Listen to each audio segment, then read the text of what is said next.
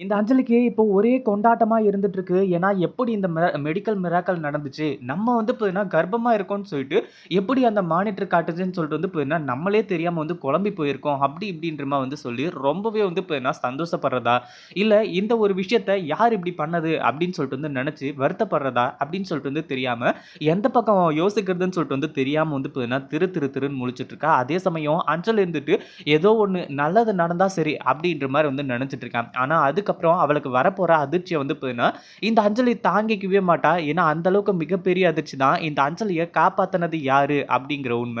இப்போ இந்த அஞ்சலிக்கு வந்து தெரிய வருது. அந்த ஒரு டைம்ல அஞ்சலிய வந்து பார்த்தீங்கன்னா, அதாவது அஞ்சலிய விட ஃபீல் பண்றவங்க வேற யாருமே இருக்க மாட்டாங்க. அதுக்கு முன்னாடி என்னவெல்லாம் நடக்குது அப்படின்னு சொல்லிட்டு பார்க்கறதுக்கு முன்னாடி, இப்ப தான் நம்ம சேனலுக்கு ஃபர்ஸ்ட் டைம் வரீங்க அப்படின்னா, கீழ இருக்க சப்ஸ்கிரைப் பட்டன பிரஸ் பண்ணிக்கோங்க. இப்போ நம்ம கௌதம் வந்துட்டு இலக்கியாவ வந்து பார்த்தீங்கன்னா, அதாவது இப்போ வந்து அவரு கொஞ்சம் வந்து பார்த்தீங்கன்னா பேசாம விட்டிருந்தாரு அப்படின்னா, இலக்கியாவ பெர்மனன்ட்டா ஜெயில்ல தூக்கி வச்சிருப்பாங்க. அதுலயும் வந்து பார்த்தீங்கன்னா, அந்த இவங்க அதாவது அவங்களோட வழக்கறிஞர் இருந்துகிட்டு அதிகபட்ச தண்டனைய குடுங்க, அதிகபட்ச தண்டனைய குடுங்க அப்படின்ற மாரி வந்து சொல்லிக்கிட்டு இருந்தாரு. இப்போ நம்ம கௌதம் வந்து பார்த்தீங்கன்னா, கொஞ்சம் வந்து லூஸ் விட்டிருந்தாரு அப்படின்னா கூட, இலக்கியாவ வந்து பார்த்தீங்கன்னா, ஜெயில்ல போய் தான் பார்த்திருக்கணும். எப்பவுமே இலக்கியாவ வெளிய எடுத்துருக்கவே முடியாது.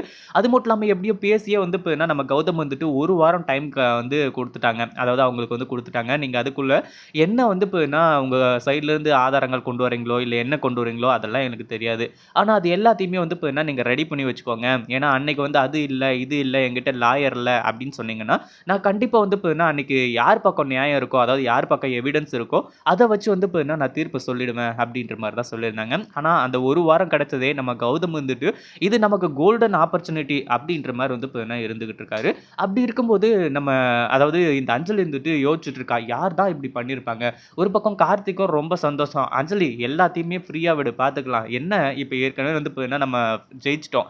ஏன்னா, உன் வயித்துல குழந்தை இருக்கு அப்படின்னு சொல்லிட்டு கன்ஃபார்ம் பண்ணி அவங்க முகத்துல கரிய பூசிட்டாங்க.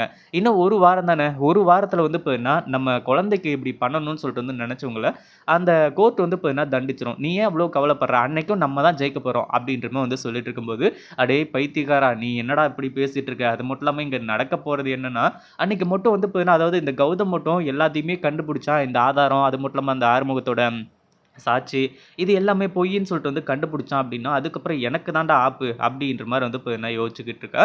அதே சமயம் வந்து பார்த்தீங்கன்னா, இப்போ அஞ்சலி இருந்துட்டு நேரா வந்து பார்த்தீங்கன்னா, இந்த எஸ்எஸ்கேவ பார்க்கறதுக்காக போப்போறா. ஏன்னா, அவங்க தான வந்து பார்த்தீங்கன்னா, இந்த அஞ்சலியோட உண்மையான அப்பன். அதனால நேரா போயிட்டு, "இந்த மாரி தான் நடந்துச்சுப்பா. எனக்கு எப்படி இப்படி நடந்துச்சுன்னே தெரியல." அப்படி இப்படின்ற மாரி சந்தோஷமா பேசிட்டு இருக்கும்போது தான், கடைசியில வந்து பார்த்தீங்கன்னா, இப்போ எஸ்எஸ்கே வந்துட்டு ஒரு பயங்கரமான ட்விஸ்ட்ட தராங்க.